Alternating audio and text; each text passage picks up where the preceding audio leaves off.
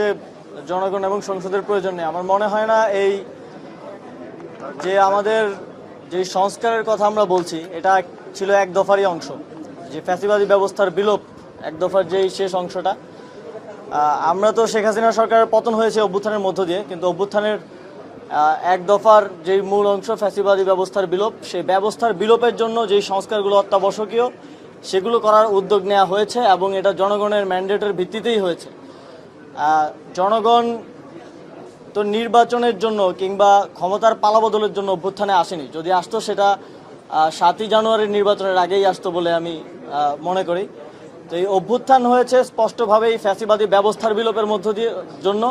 আমরা যদি যেই ব্যবস্থাটা বিদ্যমান আছে এটার সংস্কার না করে দিয়ে যেতে পারি, আমরা মনে করি যে সরকারি ক্ষমতায় আসুক, যে কোনো রাজনৈতিক সরকার, এই অটোক্রেটিক একটা সিস্টেমের মধ্যে সে নিজেও অটোক্রেটিক